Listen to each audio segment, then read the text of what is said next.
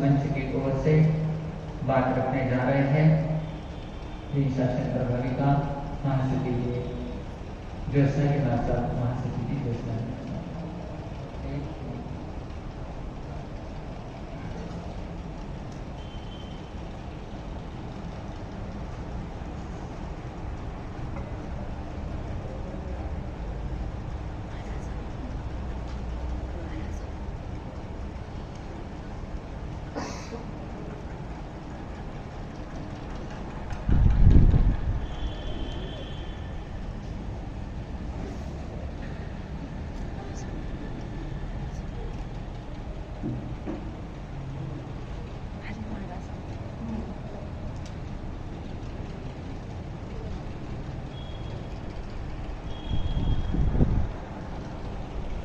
सर्वसर्वसु रीता प्रभु पतितपावन चरण देखें पर भगवान महावीर को वंदन करने के पश्चात गुरुदेव गुरुजी महाराज साहब की सदाचार जयंती को महाराष्ट्र प्रवर्तक पूज्य श्री कुंदन ऋषिजी महाराज प्रबुद्ध विचारक पूज्य श्री आदर्श ऋषिजी महाराज एवं ऋषिद्वय के चरण सरोजों में वंदन करने के पश्चात महाकवि और साध्वी रत्न वयोवृद्धा पूज्य गुरुजी श्री विमल कुंवर जी महाराज पूज्य श्री पुष्प कुंवर जी महाराज पूज्य श्री सत्य प्रभा जी महाराज एवं समस्त साधुओं वंदन करने के पश्चात उपस्थित धर्म प्रेमी बंधुओं माताओं एवं बहनों, एक बात आप लोगों से पूछना चाहूंगी। आप लोग जितने भी यहाँ पर बैठे हैं अपने मन से सवाल करना और जवाब भी अपने ही मन में रखना कि आप जितने भी लोग बैठे हैं सच्चे मन से बैठे हैं या झूठे मन से बैठे हैं। सवाल के लिए चिंतन करना। हम प्रतिदिन आते हैं, क्यों आते हैं, किस उद्देश्य को लेकर के आते हैं, उसमें ढूंढने का प्रयास करना कि हम सच्चे दिल से आते हैं या झूठे दिल से आते हैं। आखिरकार हमारा जीवन सत्य से भरा है या झूठ से भरा है। सच और झूठ ये क्या चीज है, इसको समझने का प्रयास करना। हमारे लता जी बोरा जैसे एक जज ने एक अपराधी से पूछा, आपने भी पूछा होगा और जरूर पूछा होगा अपराधी से कि जो भी बताओगे वो सच सच बताओगे। मालूम है आप लोगों को, कोर्ट में गए होंगे और हाँ, अपराध तो नहीं किया तो जाने का सवाल ही नहीं है। बहुत धन्यवाद, गर्दन हिलाने जवाब दे दिया, नहीं बता। ठीक है, सीरियल में तो देखा होगा, उसे सामने पूछा जाता है और एक धार्मिक ग्रंथ दिया जाता है और वो उस ग्रंथ पर हाथ रखकर यह कहता है, मैं जो भी कहूंगा, क्या कहूंगा, सच कहूंगा। ठीक है, तो उस प्रसंग के दरमियान एक अपराधी से आपने कहा होगा कि जो भी बोलोगे वो सच सच बोलोगे, सच सच बताओगे। वो असमंजस में पड़ गया। कोर्ट में आकर किताब पर हाथ रखकर अपने आप को सत्य साबित करना सरल है कि कठिन है? नीचे बैठने वाला ऊपर बैठ गया, चेयरमैन बन गया, बना दिया। बहुत मुश्किल है। वो असमंजस में पड़ गया, मैं सच बोलूं या झूठ बोलूं?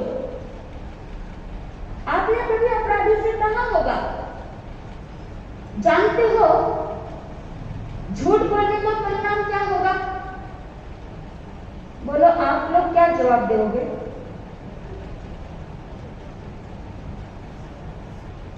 दूसरा क्वेश्चन क्या होगा?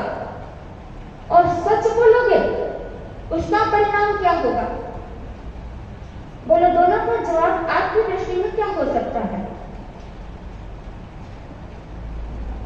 सच बोलूं या झूठ बोलूं, ऐसे जब दुविधाजनक स्थिति होती है और उसके समक्ष ये कहा जाता है कि यदि तुम झूठ बोलोगे उसका परिणाम क्या होगा और यदि सच बोलोगे उसका परिणाम क्या होगा, बोलो वो क्या जवाब देगा?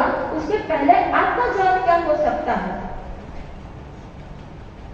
झूठ का परिणाम क्या, सच का परिणाम क्या? अरे इतने खामोश क्यों हो गए? वो अपराधी बोलता है यदि मैं झूठ बोलता हूं तो नरक में जाऊंगा। अभी वो गति आयुबंध वो कारण में नहीं बता रही, ज्यादातर लोगों के दिमाग में नरक शब्द रहता है। तो वो अपराधी कहता है कि यदि मैं झूठ बोलता हूं तो नरक में जाता हूं, तो बोलो सच बोले तो कहां जाऊंगा? हाँ, कहां?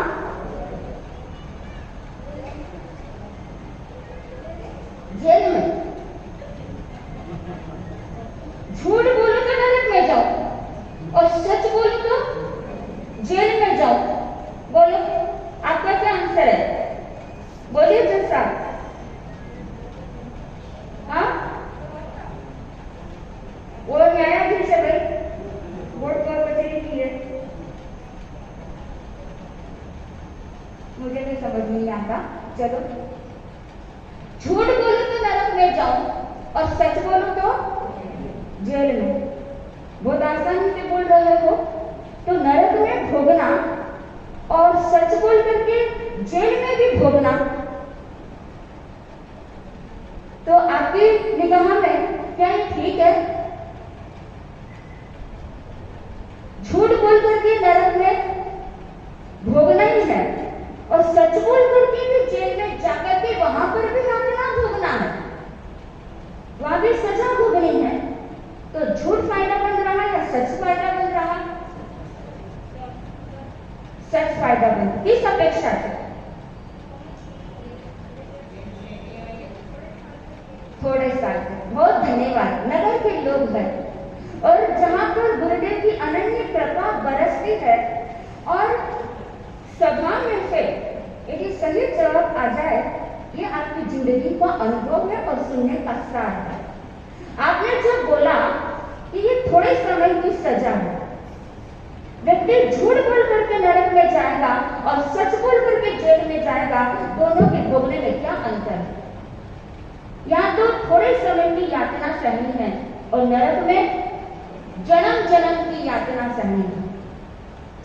जेल में खाना भी मिल सकता है, साथीदार भी मिल सकते हैं, हमदर्दी भी मिल सकते हैं, जख्मों को भरने वाले भी दोस्त मिल सकते हैं, लेकिन क्या नरक में ये सभी नसीब है? बोलो नहीं। जेल किसी की 2 साल के लिए, 1 साल के लिए या उम्र भर की कैद हो, वो भी लिमिट भी होती है, लेकिन एक जन्म के लिए वो सजा होती है, जन्मों जन्मों की सजा देने वाली गति वो नरक गति है। सच बोलो तो भी समस्या है और झूठ बोलो तो भी समस्या है। बंधुओं, विचार करना, हम हमारी जिंदगी में कितना झूठ बोलते हैं और कितना सच का सहारा लेते हैं। इसीलिए आपको सवाल दिया था, क्या सच्चे मन से बैठे हो या झूठे मन से बैठे हो? हम कहीं पर भी पूर्ण रूप में नहीं होते, जहां कहीं पर भी होते हैं हम आधे अधूरे होते हैं। इंसान पूर्ण रूप में जिंदगी जिए और सत्य बन करके जिंदगी जिए, वो राजा हरिश्चंद्र हो सकता है जो सपने में भी क्या करता है? सत्य छोड़ता नहीं। इसीलिए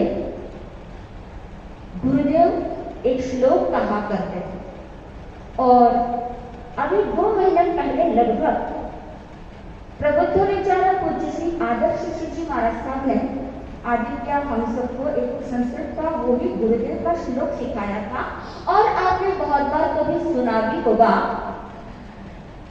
हिरण्मयेन पात्रेण सत्यस्यापिहितं मुखं तत्त्वं पुरुषन्न पावरणो सत्यधर्माय दृष्टे। सत्य का जो मुंह होता है ना, वो सोने के ढक्कन से ढका होता है। हिरण्मयेन पात्रेण सत्यस्यापिहितं मुखं, सत्य का जो मुंह है, सत्य के ऊपर भी सोने का ढक्कन लगा हुआ है। ये कितना कठिन है।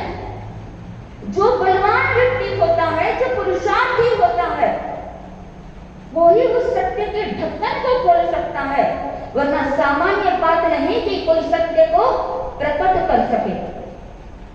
सत्य में जीना और सत्य में रहना बहुत मुश्किल है। चाहे आप हो चाहे हम हो, हम आंशिक भर भी झूठ का सहारा लेते हैं और कई बार ऐसा होता है, एक झूठ को हम इतना सच साबित करने का प्रयास करते हैं कि बार बार बोलते बोलते वह झूठ भी सच का रूप ऐसा धारण कर लेता है कि हम उस झूठ को सत्य मान लेते हैं।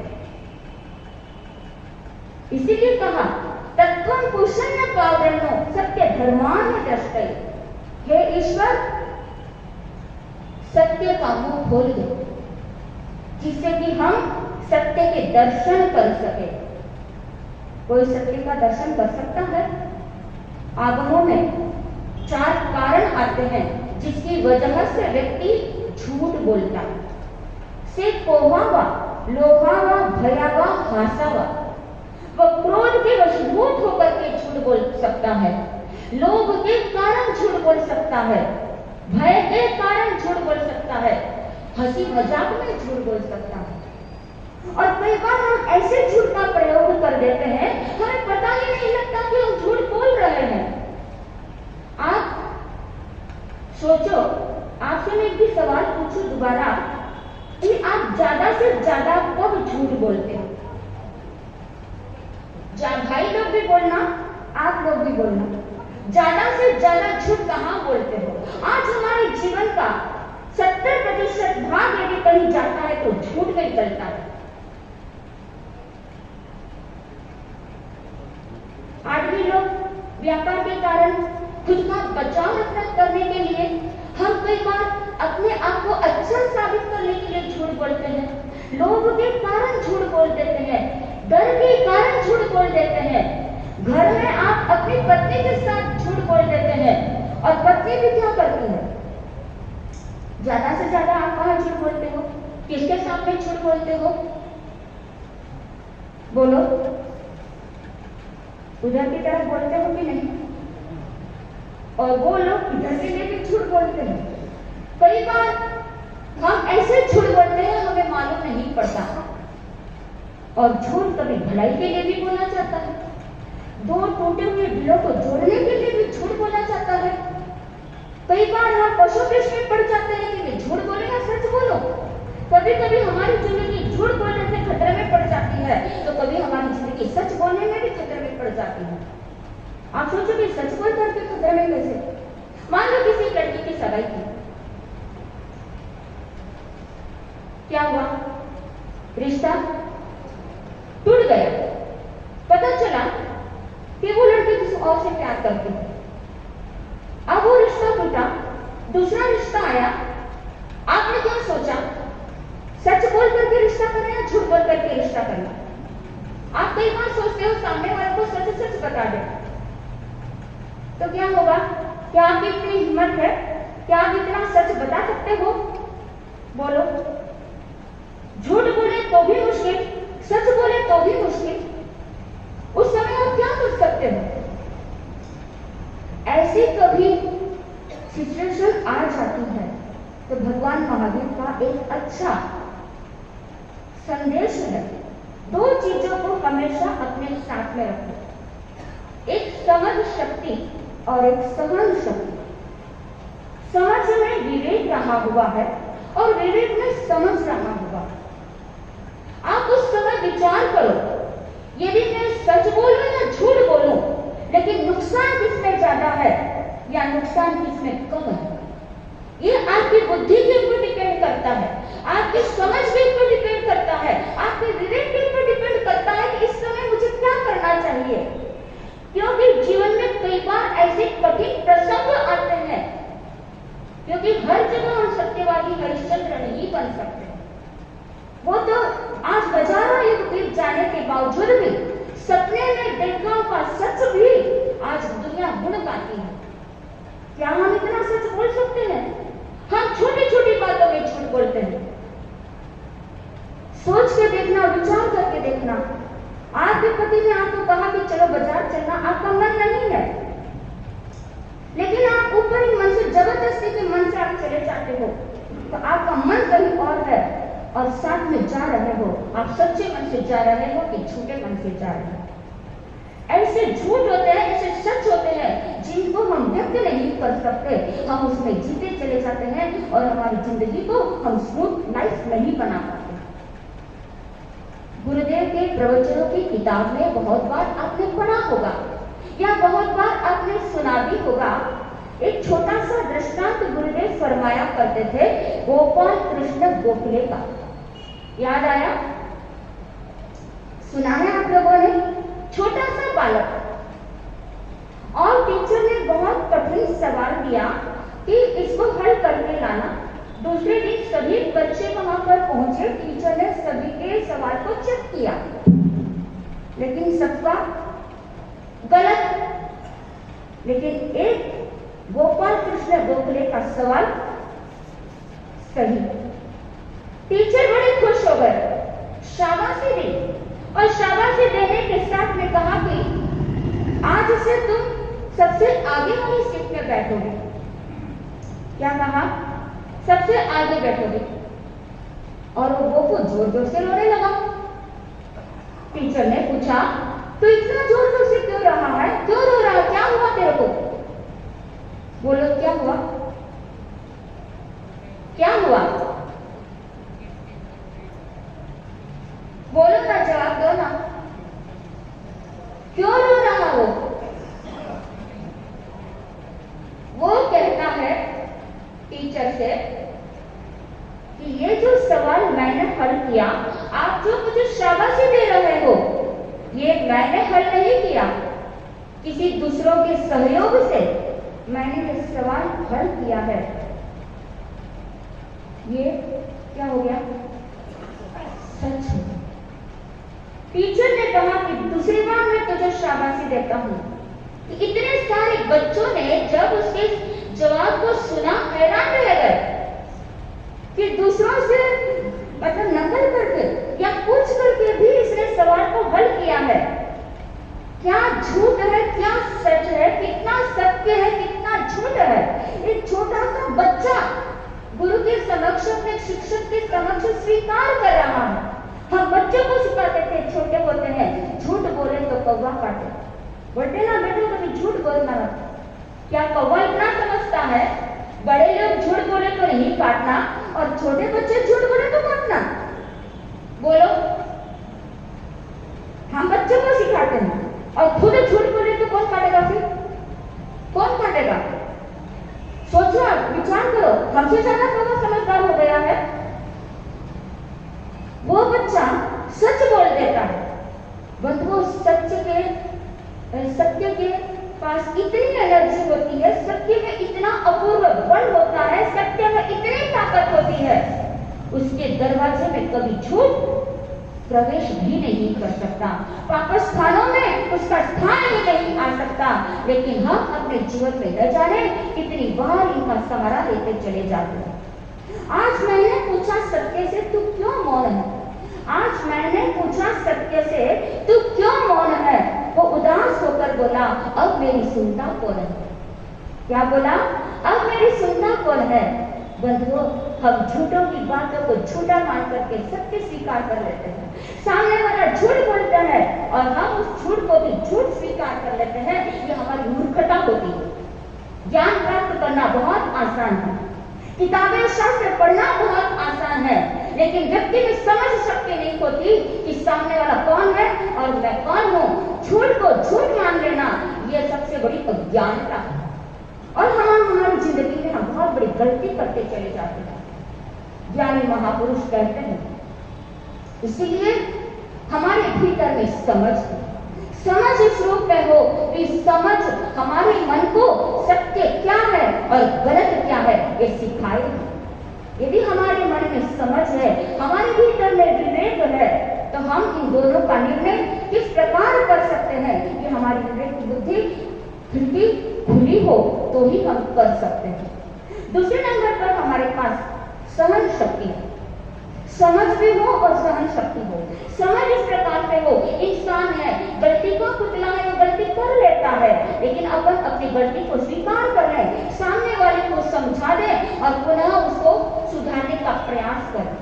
और सहन शक्ति इस प्रकार से हो, सामने वाला मेरा घर का है, मेरे परिवार का है, इसने यदि किसी डर के कारण, दबाव में आकर के, लोभ के कारण, हंसी मजाक में यदि इसने झूठ बोल दिया है, तो मैं क्या करूं?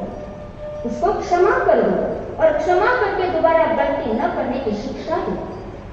बहुत सारी चीजें हैं, जितना बोलो उतना बोल दो, लेकिन हमारे जीवन में हम इसको समझने का प्रयास करें। एक व्यक्ति एक संत के पास गया और जाकर के कहा कि गुरुदेव मैं बहुत दुखी हूँ, मुझे कुछ तो भी अच्छी शिक्षा दे दो। तो बोले कि ठीक है, तो मांस खाता है? बोले नहीं खाता। तो शराब पीता है? नहीं पीता। चोरी करता है? नहीं करता। फिर क्या करता है तू? बस मैं जिंदगी में एक ही काम करता हूँ गुरुदेव, मैं कभी सच कहता नहीं और झूठ छोड़ता नहीं। लोगों का बहुत तबियत कलाम होता है, साधु संतों के पास आकर के बैठते हैं, पहुंचे मैं कभी झूठ नहीं बोलूं, तो हम बोलते हैं सच बोलने का सौभाग्य है आपको, तो आप झूठ क्या बोलोगे? साधु संतों के पास बोलते हैं हम कभी झूठ बोलते नहीं है, झूठ बोलने का मेरे को नियम है, मैं जो भी बोलता हूँ सत्य बोलता हूँ। इसलिए बोला जाता है सत्य कैसा होता है? कड़वा होता है। सत्य कड़वा होता है। हमारे मारवाड़ी में बोलते हैं अभी सच्ची सच्ची क्यों लगा तो मिर्ची नाम जे। सोचो, विचार करो, हम अपने जीवन को अच्छे से अच्छा बनाने का साबित करें। छोटी छोटी बातों में हम झूठ बोल देते हैं, माया भ्रष्टाचार का सेवन कर लेते हैं, माया भी करते हैं और झूठ भी बोलते हैं। ये दो पापों का मिश्रण हमारे जीवन में बहुत बार होता है। हमारी बहनें बोलती है दाल चावल थोड़े बचते हैं तो पहले से घर में डिमांड शुरू हो जाती है, ये राशन खत्म हो गया, थोड़ा सा बचा के रखती है कि बोलते बोलते बोलते बोलते 8 दिन निकल जाएंगे, 10 दिन निकल जाएंगे। आदमी लोग जल्दी सुनते नहीं है तो आते आते उतना तो काम अपना चल जाएगा। ये माया भ्रष्टाचार का झूठ ये हमारे जीवन को पाप के स्थान में धकेल देता है। हम इन चीजों को समझ नहीं पाते, इन चीजों को जान नहीं पाते, क्योंकि झूठ के कभी प्यार नहीं होते और माया कभी छिपती नहीं है। व्यक्ति के दिल में यदि माया है और वो वाणी से सत्य का प्रयोग भी कर देता है, वो झूठ के बराबर होता है।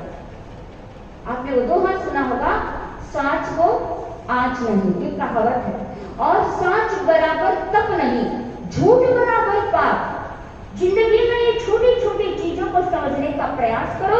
हम अपने जीवन को स्मूथ लाइफ बनाना चाहते हैं, अच्छी जिंदगी बनाना चाहते हैं। ये छोटी मोटी चीजें हमें कभी समझ में नहीं आती, एहसास भी नहीं कराती, जहाँ आवश्यकता भी नहीं होती हम झूठ बोल करके विश्वास जमाने का प्रयास करते हैं और वो धीरे धीरे झूठ हमारे दिल में, हमारे जीवन में इतना भर कर जाता है, हम सोच नहीं पाते। इसलिए सोचने के लिए आपको एक मौका दिया कि आप यहाँ बैठे हो, सच्चे मन से बैठे हो कि छोटे मन से बैठे। सत्य को पाना बहुत मुश्किल है। सत्य को पाने का अधिकारी वो ही व्यक्ति हो सकता है जिसको भोग में रोग दिखाई दे। क्या दिखाई दे? जिसको भोगों में रोग यानी बीमारी दिखाई दे, जिसको हर्ष में शोक दिखाई दे, घर में जंगल दिखाई दे और ये बंधु बांधवों में बंधन दिखाई दे, वो ही व्यक्ति सत्य को पा सकता है। क्या आपने कभी इन चारों बातों को लेकर के चिंतन किया? कभी हम सांसारिक भोगों को भोगते भोगते भोगते भोगते कभी ख्याल आया कि शरीर व्याधि मंदिर आश्रम ये शरीर बीमारियों का घर है, ये सत्य है। आप इसको स्वीकार करोगे? आज हम सुख में जी रहे हैं, लेकिन ये सुख में दुख रहा हुआ है, हर्ष में शोक रहा हुआ है। क्या आप मानने को स्वीकार करोगे? इस चीज को मानोगे आप? आज जो सुख का समय आया वो कल दुख में भी बदल सकता है। इस सत्य को आने के बाद मानते हैं, लेकिन पहले उसको हम समझ में नहीं लेते। आज जिस घर में, कोठी में, बड़े बड़े बंगलों में हम रहते हैं, कभी आपने महसूस किया ये सब आज है कल नहीं? घर में रहूं या जंगल में रहूं, मेरे लिए तो सब ये सत्य है, हमेशा कोई चीज रहने वाली नहीं। क्या आप इस सत्य को स्वीकार करोगे? बहुत मुश्किल है। और ये जितने भी बंधु बांधव, परिवार, ये कुटुंब के लोग हैं, ये सब मेरे नहीं है, ये सब मात्र बंधनकारी है। ये सत्य जिस दिन व्यक्ति को समझ में आ जाए, उस सत्य का चिंतन करने के लिए हम सभा में आते हैं और यहाँ से सवाल लेकर के जाना कि मैं यहाँ आती हूँ धर्म आराधना करने के लिए, तो मेरे जीवन में, मेरे मन में, मेरे दिल में, मेरे दिमाग में कहीं पर भी कोई झूठ का अंश भी न हो। मैं थोड़ा धर्म ध्यान करूं, थोड़ी धर्माराधना करूं, संगत, सामायिक, जो भी कौशल आदि जो भी धार्मिक अनुष्ठान करूं, वो सच्चे दिल से करूं। वहां पर सत्य के साथ में श्रद्धा बैठेगी, हमारा आना सार्थक होगा। जी भर के हंसो, जिंदगी से प्यार करो। जी भर के हंसो, जिंदगी से प्यार करो। झूठी बातों से जीवन को ना बेकार करो। हर वक्त पे होती है मान अहंकार की दीवारें, दिल में प्रेम बसा, इन सबको मिसमार करो। बस इतना सा बोलकर एक बात आपको अंत में कहती हूँ, हम बाहर में कितना भी झूठ बोले, सबसे पहले हम अपने आप से झूठ बोलते हैं, और जितना ज्यादा हम अपने आप से झूठ बोलते हैं, उसको हम छोड़ेंगे तो हम दूसरों के सामने सत्य के रूप में पेश आएंगे। तो आज से चिंतन करना, हम अपने जीवन को यदि अच्छे सच्चे यात्रा पथ पर बढ़ाने का प्रयास करेंगे, हमारा सुनना सफल और सार्थक हो सकता है। ओम शांति। जय आनंद, जय आनंद, जय आनंद, आनंद गाएगा, चरणों में शीश झुकाएगा। जय आनंद, आनंद गाएगा, ऋषिवर आनंद का नाम रटो, परिमल भावों से दूर हटो। यह गीत रसिक सुनाएगा, जय आनंद, आनंद गाएगा, चरणों में शीश झुकाएगा। जय आनंद, आनंद गाएगा। बोलिए आचार्य भगवंत की। आचार्य भगवंत का जीवन, उनके जीवन के हर एक बात हर एक व्यक्ति के लिए प्रेरणादायी ऐसी सिद्ध हो जाती है। अभी आपने सुना ही है। पहली बात, समझशीलता, सहनशीलता, सरलता, क्षमाशीलता आदि अनेक गुण गुरुदेव के भीतर में थे। जो भी गुरुदेव के पास में आता था, कोई समस्या लेकर महापुरुषों को भी तब लोग छोड़ते नहीं। इस बात का बराबर ध्यान रखना है कि जैसे भगवान महावीर स्वामी को परेशान आए, उपसर्ग आए, उसी प्रकार साधु संतों को भी परेशान उपसर्ग आते हैं। लेकिन गुरुदेव के भीतर में जो स्थिरता थी, जो स्टेबिलिटी थी, वो बड़ी गजब की थी। सुनते सबका थे, सोचकर विवेक जागरूक रखकर हर एक जवाब भी देते थे और हर एक कार्य भी करते थे। इतना बड़ा गुण गुरुदेव के भीतर में था। चाहे कोई संघ के प्रॉब्लम आ जाओ, गुरुदेव उसे क्या करते थे, बहुत अच्छी तरह से टैकल करते थे, हैंडल करते थे। कहीं पर भी कोई गुरुदेव ने कह दिया, यानी वह पत्थर की लकीर के समान हो गया। बस गुरुदेव का आदेश आ गया। बहुत सारे लोग गुरुदेव के वहां पर दर्शन के लिए जाते थे। कोई 4-4 महीने का वर्षावास गुरुदेव का जहाँ पर होता था, वहां चौका लगा के बैठ जाते थे। जब गुरुदेव बोले तब भी वहां से निकलना है। कितना भी महत्वपूर्ण काम हो, गुरुदेव अगर मंगल पाठ दिया तो ही निकलना है, गुरुदेव ने अगर कहा तो ही निकलना है, ऐसा समर्पण उस जमाने के लोगों का भी था। तो कहने का मतलब गुरुदेव अनंत गुणों के भंडार थे। ये 28 मार्च का कार्यक्रम सभी के लिए साल भर में एक ऐसा फंक्शन, ऐसा एक कार्यक्रम कि बच्चे से लेकर बड़े तक एक अलग सा उत्साह, अलग सी उमंग सभी के मन में छाई जाती है। कब 28 मार्च आ जाए, कब नए नए प्रवचन की श्रृंखला हमारे सामने आ जाए, कब वो महावीर व्याख्यानमाला जिसके द्वारा हमारा क्या है सर्वांगीण विकास भी हो सके। तो बंधुओं, कहने का मतलब यही है, हमारे उस मंच के वक्ता, इस मंच के वक्ता आपको जो जो सार भरपूर बातें देते हैं, क्योंकि इस साल क्या किया है, शॉर्ट में स्वीट चीज रखी है।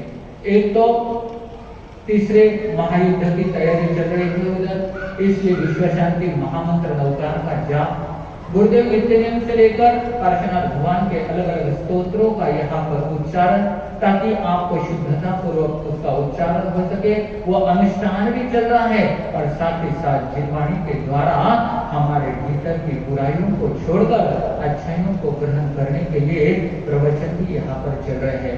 1 घंटे के अंदर फ्री पैकेज आपको मिल रहे हैं। तो नजदीक आ रहे हैं 21 तारीख से लेकर 28 तारीख तक के प्रोग्राम। आइए सर्वप्रथम 21 तारीख को 2 प्रोग्राम आ रहे हैं। पहला प्रोग्राम है हमारा, क्या है, आवाज नहीं है भाई, बात कही है, सगळे नंबर बहुत एंगल चालू है भाई। एंगल गुरुदेव गए तब से, और नगर की एक कुर्बानी है कि यहाँ पर प्रतिदिन कम से कम 1, 2, 3, 4 महीनों को कम से कम एंगल रहता है, खेलों की एंगल करते हैं। तो 21 मार्च एंगल दिवस है, इसके लिए अधिक से अधिक दलाली करना है। संसार की दलाली कोयले की दलाली है और धर्म की दलाली हीरे की दलाली है। हीरो अच्छे की कोयला अच्छे, बोलो ना। हाँ, तो अभी देखते हैं इस साल सब रिकॉर्ड ब्रेक होने चाहिए और एंगल उससे अधिक हमारे होने चाहिए, इसके लिए सभी ने प्रयास करना है। 21 मार्च सवेरे से विश्व शांति महामंत्र नवकार का 24 घंटे का जाप प्रारंभ होने वाला है। सप्ताह भर तक वो जाप चलने वाला है। मैं तो कहूँगा हमें भी प्रेरणा देने की जरूरत नहीं पड़नी चाहिए। हो के कोई हर्षक्लब वाले बहने थी, बोले माँ साहब हमको भी वहाँ पर सम्मिलित होना है, पुण्य दर्शन माँ साहब ने बहुत सारे प्रेरणा दी उधर। तो ऐसी जो बात है कि कहने की जरूरत नहीं, अपने गुरुदेव का काम है, हमें होकर अपने नाम और जो बात कही है तुरंत उसे स्वीकार करते हुए आगे बढ़ना चाहिए। ये जितने भी धार्मिक अनुष्ठान आदि होते हैं, ये आपके आत्म विकास के लिए जरूर होते हैं, इसका पहले ध्यान रखना है। तो 21 तारीख से लेकर 27 तारीख तक जो विश्व शांति महामंत्र नवकार का जाप समाधि के वहां पर होने वाला है, तो अभी से तैयारी करनी है और अधिक से अधिक भाई बहनें उसमें सम्मिलित होने का जरूर प्रयास करें। साथ ही साथ 23 तारीख को एकासन दिवस है। 24 तारीख को तुरंत देखो मार्च महीना ना कुछ फंक्शन लेके आता है, एक करके उधर बच्चों के एग्जाम और इधर हमारे धार्मिक अनुष्ठान फंक्शन होते हैं। 24 तारीख को क्या है, भूलिया का घना जल्दी भूल जाओ, अच्छी क्वालिटी के बादाम खाओ ना तो भूल जाते बीमारी नहीं रहेगा। क्या है 24 तारीख को, वर्षित्र पारण का दिवस है। एक सुनहरा अवसर आए जिंदगी में, वर्षित करना बहुत महत्वपूर्ण होता है। रात्रि भोजन अपने आप कर जाता है, कंदमूल का त्याग हो जाता है, कितने सारे प्रॉफिट उसके साथ हमें मिल जाते हैं। तो इसलिए हमें क्या करना है, वर्षित कम से कम मैं कहूँगा कि शुरुआत एकासना से जरूर करें और वर्षित में अधिक से अधिक कम से कम अहमदनगर के 108 भाई और बहनें वर्षित के लिए इस साल, बोलो ना इतना होशियार है सगळा, हाँ बाप जी प्रभावना लिया बारे में क्या करिए, ऐसे नहीं करना है, ये ध्यान रखो। 108 वर्ष तक नए तरह से झेलने वाले भाई बहनें तैयार हो जाए, ये हम सबकी हार्दिक भावना है। इसके लिए संत वृंद सती वृंद देखो पूरा उधर का स्टेज भरा हुआ इधर है, 40-50 संत सतिया कम से कम नगर में है और हर एक में कम से कम 2-2, 3-3 की दलाली की, तो क्या हो गया। और बाकी बाकी महिला मंडल कार्यकर्ता सब जितने जितने पदाधिकारी है ये करेंगे तो एक्स्ट्रा ही होने वाला है। तो जरूर इस बात की ओर ध्यान रखना है। 27 तारीख को सामूहिक दया दिवस, बच्चे से लेकर बड़े बुजुर्ग तक दया में सभी ने सम्मिलित होने का जरूर ध्यान रखना है। और 28 को क्या आ रहा है?